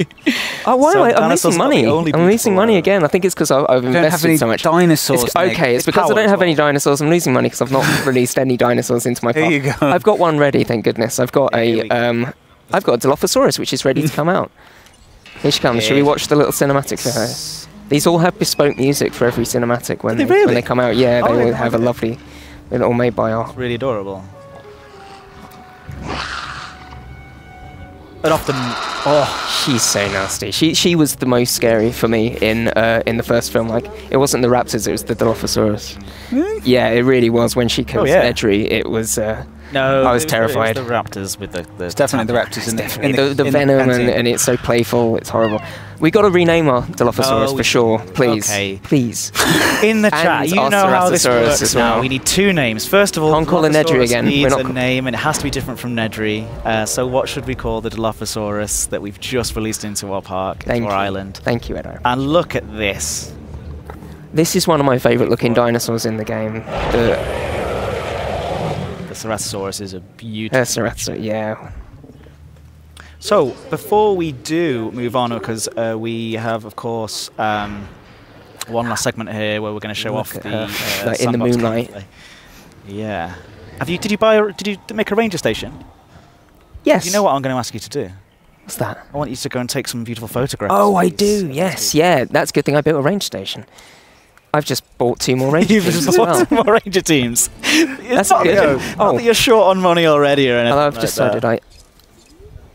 I don't actually like those Jeeps. I'm going to have orange Jeeps. Okay, very nice. Because they just look better. I'm going to drive one of my orange ones. Go for it. Here we go. Lovely stuff. Going to swing a left. So hopefully we'll start getting more guests in the park now that we've actually got some dinosaurs for them to see. We have the RX Anims suggested Barbasol. Barbasol. Which I think is a good suggestion. You can build a gift shop in the... and you can sell Barbasol. Build a gift shop that sells Barbasol. Again, I think during the next segment we'll talk through the guests. Giving the game away, aren't I? Or as well, yeah. But no, it's fine. Luckily, I've got a gate ready for me here. Learn from my mistakes, thank you. Yeah. That was pre-built, that wasn't me. That was all... here we go. And as well, these come pre-built with some of the... Ooh. I'm going to get a photograph of her in the moonlight. Yeah. I think if I press LB. Yeah, it's lovely. Oh, hello. Right, they're having a fight. That's going to make a good fight. Oh, no. No, it's not. They're not. Oh, no, they're not. Okay. Look at that. Gorgeous. Excellent stuff. Diverse. So how does this work as well? Of course, you'll often get contracts. We haven't really talked in detail about like how all the contracts I'm going to request and again, you'll get to experience the game yourself very, very soon. June the 12th. It's like 2 days away. So close. We're June the 10th here. Oh, hello. Oh, having a little swim there. Such a cheeky. Oh, dead goat there. Don't worry about the dead goat. Don't worry about that. Don't worry about the dead goat. So, how happy are these? Hey. Far away. Oh, I got nothing. It's too far away. But sometimes the contract will be like, to take photographs of the dinosaurs in certain ways, and you'll get extra money for doing those in certain things. And yeah, the contracts can be quite different each time. Yeah, the contracts are from the divisions, and they're it's a two-way relationship. They use it for you to trust them. Yeah. And I've lost it. The other way is they'll give you money if you're completing these things, whether it's Genome or something. I don't know what's wrong with her. Oh, that's a good photo. It's got the headlights on it. right, you're obsessed with this. I got it. There you go. You got your okay, reward. I'm Right, out. fantastic. I'm out. Good stuff. I'm just gonna. The AI is just gonna take over now and drive that Jeep back. So here you go. Lambert's been in touch with a contract for you to complete. It will increase your reputation with him and give you some cash as well. So if you're low on cash, like Nick was when we first started the level, contracts are a great way to increase that income and increase your reputation with divisions as well. So I've got poor satisfaction in my park at the moment because the guests have nowhere to eat and nowhere to drink, and they're just nothing. So 2 dinosaurs to look at, but you know that's okay. So I'm going to pop down like a little high street of. We didn't name the Dilophosaurus. Oh yes, sorry. I was waiting for you to finish. Do you also remember when we restarted? We were like, all right, now we're going to show off how you can do it better. I'm not sure. Hey, hey, no one's died. We'll let the no one's died yet. That's my criteria. I think that. We'll let the players, when they finally get their hands on the game themselves, show us how to play it well. Yeah, they'll do a much better job than me. I'm going to pop the high street down here. So I'm going to build us a little fast food restaurant, and of course you can rename and manage all of these. Are you going to do it? Are you going to ask the chat to rename? rename? Rename. Well, at the moment it's just called The Bar. It's got. Oh God, we He wants to go to The Bar. It's the only bar. And what we'll do is we'll give away another copy of the game as well. So we'll pick somebody at random for naming the bar. Of course, any offensive names will be left out of that draw. So name the bar in the chat, whatever chat you're in, and we'll take somebody at random to win a copy of Jurassic World Evolution, whether that is on the Xbox One, PC, or PS4. Thank you. So I'm sure that we'll get lots of interesting suggestions. Remember to keep them safe, family-friendly as possible. This is a family-friendly live stream. Yeah, shopping rating. It is a family-friendly. It is a family. It is indeed. Definitely. It is indeed. The occasional dinosaur. With the occasional dinosaur getting mauled. mauling a. Mostly. So here we go. So I can get my fast food restaurant, and I'm gonna change what this sells. I'm gonna sell some dino dish. So I said dino fish then. That would have been odd. I'm gonna sell that for a mere $10. Bargain. But how can you tell if you're going to be making any profit from this? Usually you would have some... At the bottom, once the guests start coming in, you'll see that you'll have the trade-off of how much it's costing you to make those versus what your profit actually is. So you can manage each individual building to make sure they're running at a profit. The more staff you employ, the more guests you can satisfy at any one time. So see that. And you can check on your management view here. Oh, here we go. We haven't even touched on this yet at all. This is it. If you go to the food satisfaction area, you can see that this area is quite well sorted. If you go down to here, Slightly more there's low demands down here, but it's also not that well catered for. So you can, at a glance, the same goes for power, storm protection. Oh, storm protection. Yeah, sorry, just remembered that's the other thing I was like build. The penny just keeps dropping every time. Yeah. It's good. There's a lot to deal with. You try running a dinosaur park. It's hard work. So the suggestion is to rename the bar on Twitch. Apparently it's going very, very, very quickly, but they're trying to find that name to make sure that you win, and they will find it. The Amber Lounge. The Amber Lounge. Oh, lovely. So I think that's what we'll do. We'll rename that now to the Amber Lounge, which is a good name. That is a great name for a bar. That's me. Congratulations to whoever that is that chose it, but we will find you and make sure that you win that copy of... It's better than the Bar 1, isn't it? Amber Lounge. Oh, there you go. Very, very good. And Rich, I'm just going to let you rename the fast food restaurant. You can call it anything you want. What do you want to call it? Oh, no anything pressure you want. On a live stream with lots of thousands of people watching. Don't worry about it. Just name it whatever you want. Here we go.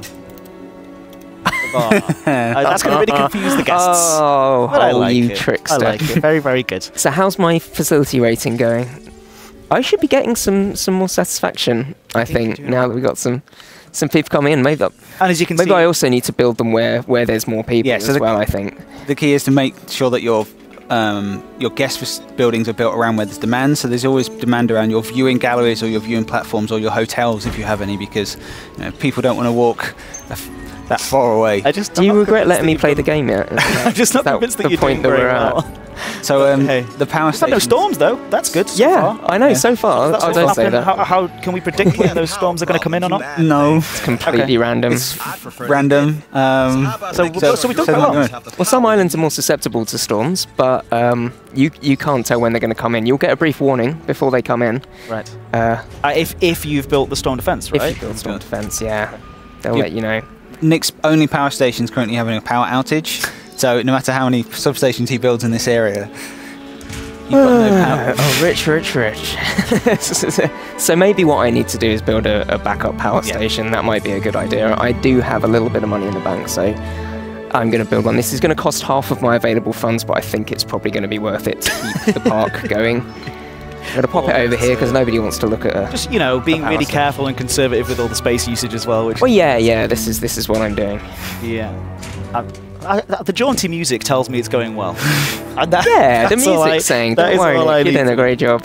Yeah. All right. So apparently we have found the winner of that previous prize. So we will be contacted. So those are the copies of Jurassic World Evolution that we are able to give away. But we do, remember, have that Xbox One X console. So a Jurassic World Evolution branded console. It's completely exclusive. It's really, really awesome. I think we have I don't know if we can show up a picture of it right now, but I'm sure we can in just a moment.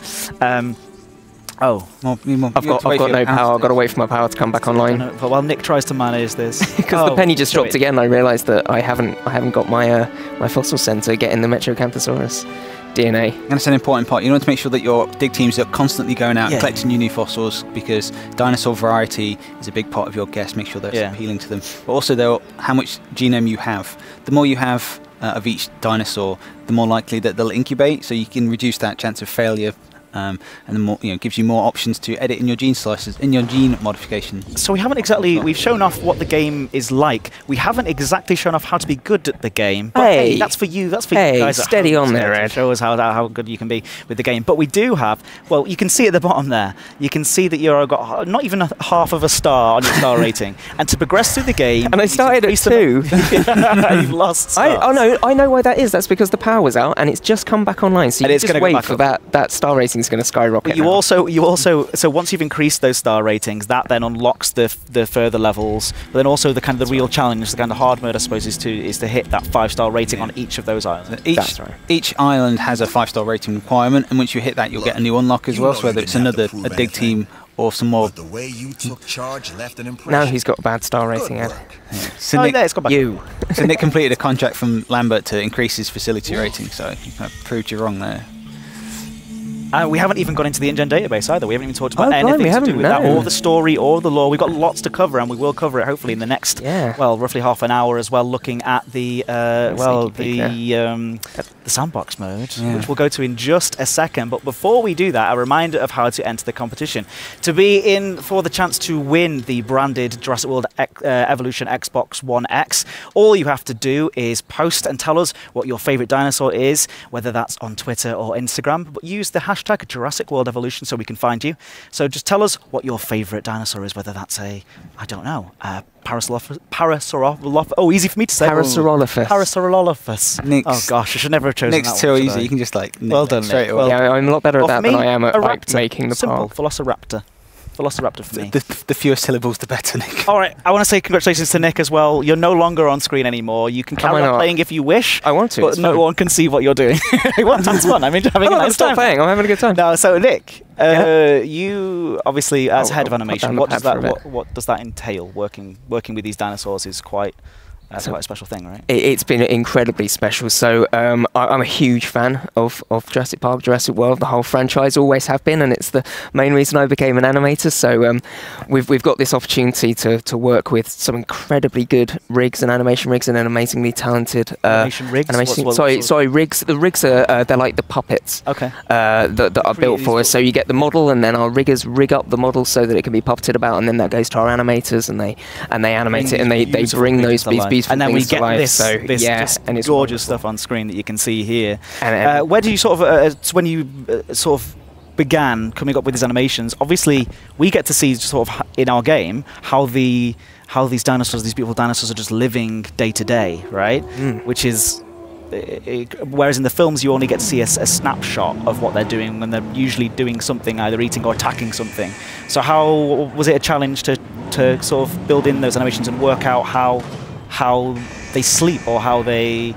Because, of course, if they get sick, they will eventually fall asleep, right? Well, absolutely. Well, obviously, a lot of the dinosaur animations, we pulled a lot of reference from the films, and that gave us a lot of... Because that's what's familiar to people. People have watched the films, and in their mind, that's what a dinosaur looks like. So we need to make sure that if we're not true to those, people would not really understand what was going on. But of course there's a lot of stuff that happens in our game, like you say, like going to sleep, like just eating from a feeder, stuff that doesn't always happen in the film. So for that we looked at a lot of wildlife reference, and we would look at the closest living analogue for these creatures, a lot of birds, rhinoceroses, elephants, anything that would match the same kind of weight and rough skeletal structure to one of these to these dinosaurs, and we would try and make sure that they're moving in a believable way. So even though there are creatures that no one truly understands how they moved, we want to make it as close to how we think they would have moved as possible, as accurate as possible, and true to wildlife. So hopefully people will feel that they move in a familiar way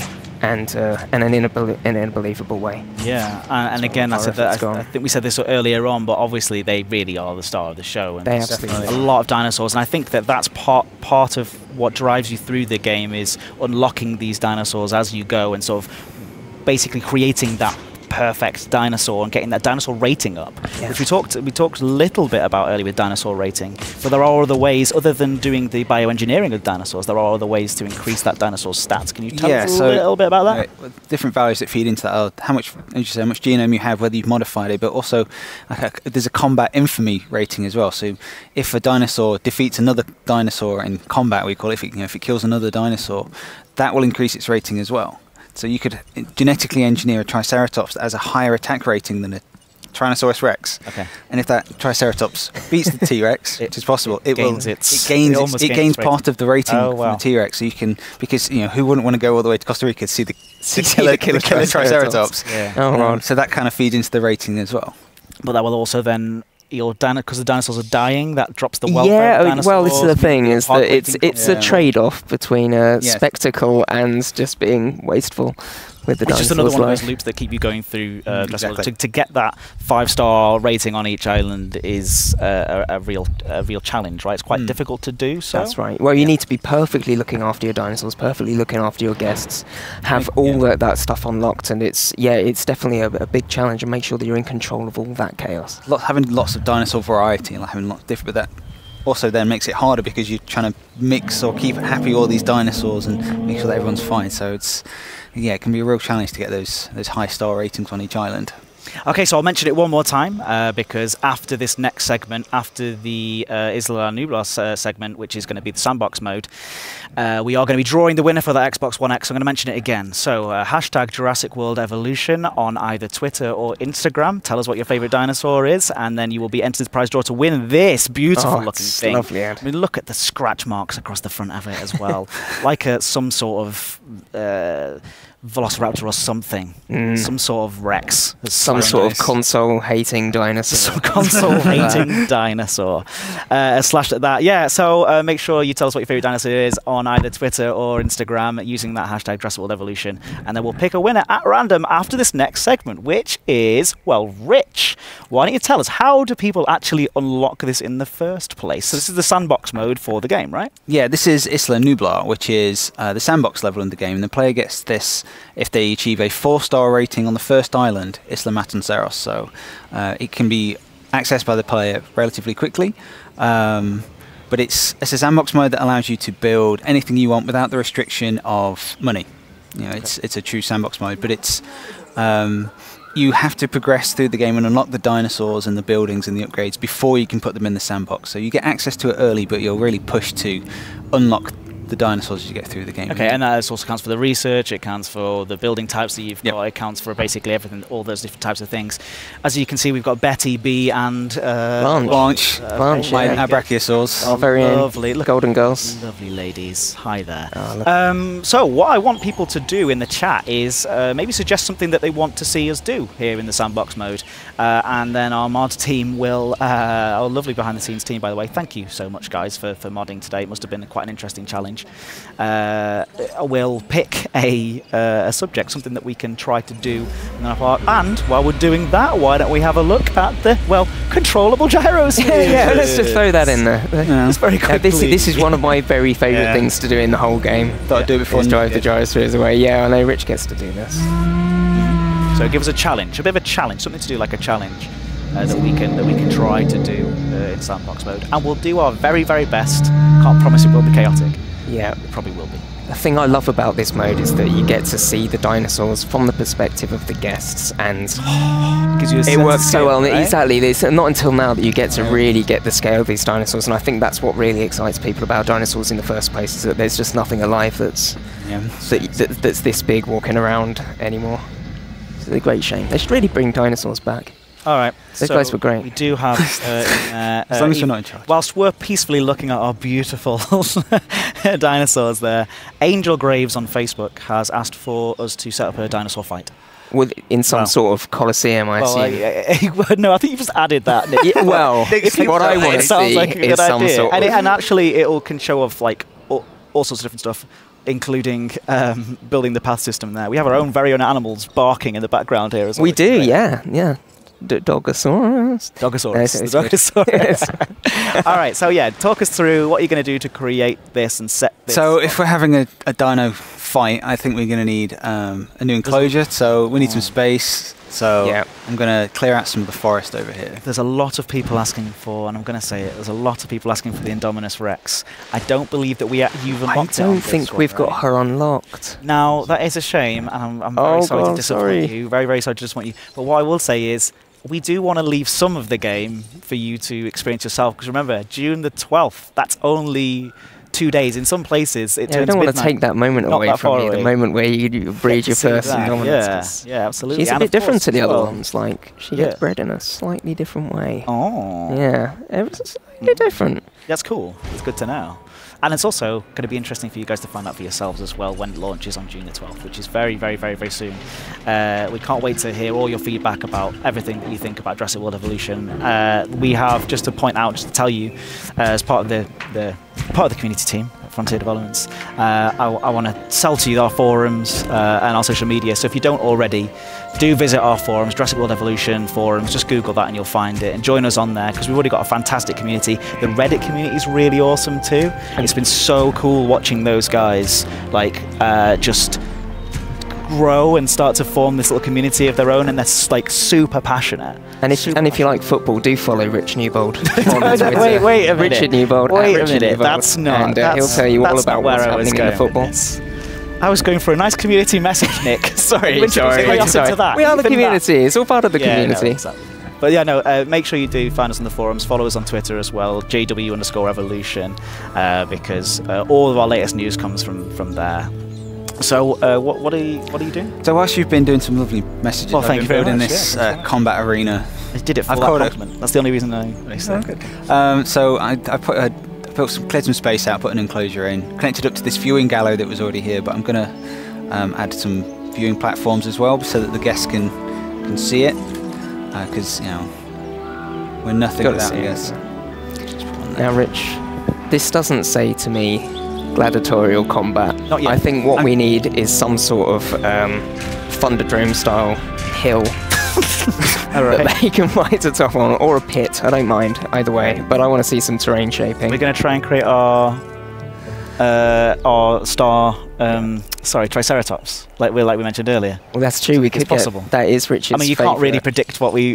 Is it your favourite dinosaur? Yeah, I'm it's really. Like the Labrador of dinosaurs. It is the default dinosaur. The default dinosaur, Triceratops. I was going to say it's a beautiful dinosaur. We've all got our favourites. It's the dinosaur. Yeah, sorry for insulting you for enjoying the Triceratops. It was the first dinosaur you see really up close in the film, and that was in the first film, and that was just like the moment I was like, this is amazing. Just like, this is a dinosaur. Also, absolutely beautiful, wasn't it? That model up close where they find it for the first time.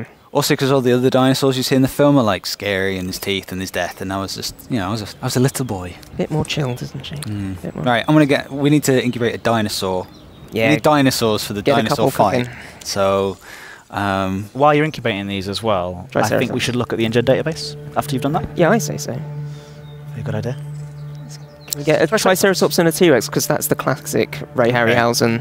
Oh yeah, way back to whenever that was made. All the way back. 1920s, 1930s? Not 1920s, I think it's 50s, 60s. Oh, sorry, sorry. I went far too far back. Yeah, you went way too far back. Shows my... Gertie the Dinosaur was the original, I think it's 1910. Oh, wow. One of the first hand-drawn animations was Gertie the Dinosaur. And now just look proving how that far dinosaurs were always cool, all the way back to then. I think people have just been fascinated by it. I think that's one thing that the game allows you to do, is just explore this like really wonderful world. Exactly.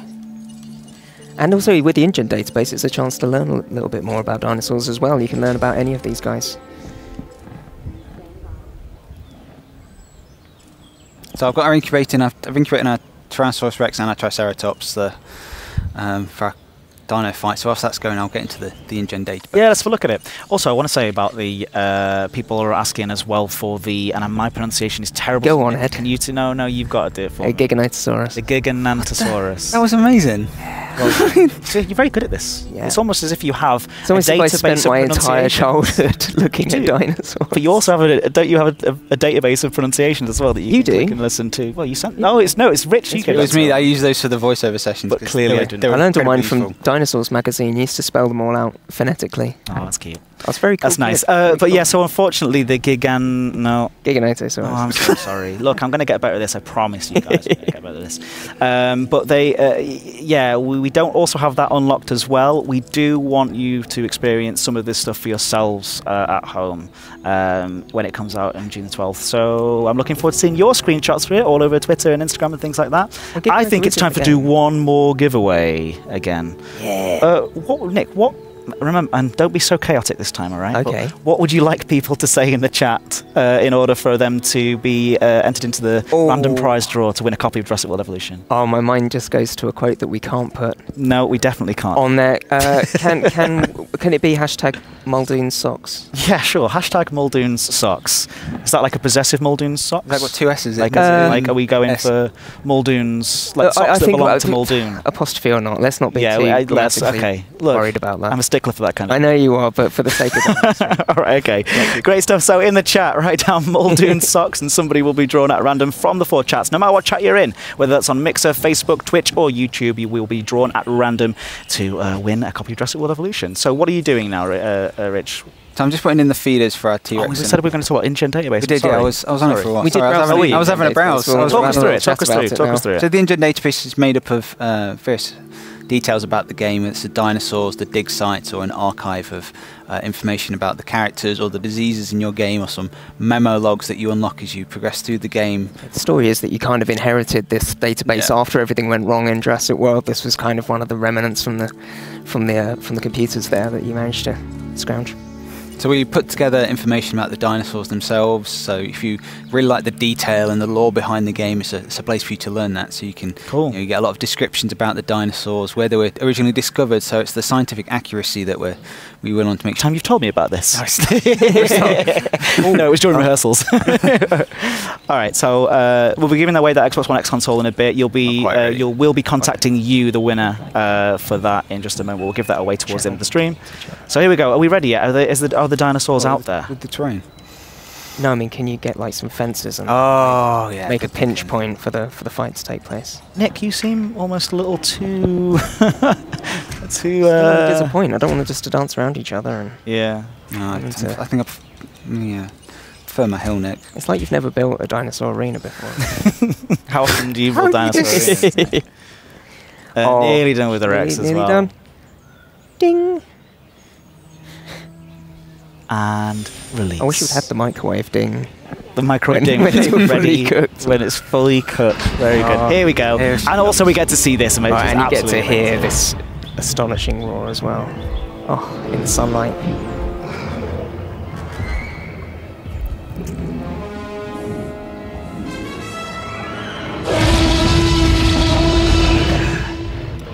Excellent stuff. So cool. We had a little bit of a technical difficulty there, apparently, so I'm really sorry. I think we lost internet for a second. It's these Hollywood hills with all using all of their internet up here in Beverly Hills. But we appear to be back, and it's all in good timing because I think that you guys got to see that lovely roaring T-Rex there. Ooh, and she looks ready and also slightly angry. While we're waiting for those two to meet and get together, why don't we have a look at maybe something like the center? You know, the beautiful, so we can go and have a monitor. Sandbox is a lovely main street, so using the management views. Is this a sandbox that usually comes completely empty? You built this up previously? This is just missing one thing to make it look just like the high street in Jurassic World. We need the visitor centre. Oh, this is the visitor centre. I know you meant what the hand signal. Nick and I have been playing charades at the weekend for years now. I know exactly what. Yeah, we're synced right in. Okay. So of course using the terrain tools here as well. They're nice and simple, very effective, get the job done. Oh yeah, nice and quick. They work really nicely on the pad as well. Like there's no. Can I might have done this earlier on, but can I say a hello to everybody on the Frontier Developments dev team and publishing team and everybody at Frontier Developments who have worked incredibly hard putting this together, and it feels like an absolute honour to be out here at E3. Sort of showcasing this game and representing an awesome team, whether that's the people all from the art teams, the animation teams, the audio guys, the coders. Like everybody's done such a wonderful job, apart from Rich in making this path. Yeah, you've done a bad. Oh, a fight has broken out. Should we go and check the fight out? Quickly, finish the event. What people want to see is that part. Oh, okay, here we go. Oh, and Rexy's already taken a scrape. Taken a hit. So who do we think is going to win? I have no idea.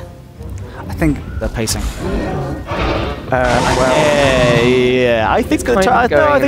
I think I'll try Triceratops. By the way, we don't have any name. Oh, and also, please stop saying Muldoon Socks. I'm so sorry. I'm so sorry. The random bit was picked already before, and that was Tim Breen.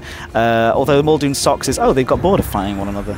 They might fight again, right? I just realised that even boxers have a... Life's too short. They need a little rest. Going back to their respective corners. Oh. Hanging their heads quite low. Yeah, they're... Anyway, go back to finishing off your... Go back to finishing off your guest area. Yeah, let's go back and see how our visitor centre's getting on. Because that's such an impressive looking building as well. We should definitely take a moment to look at that.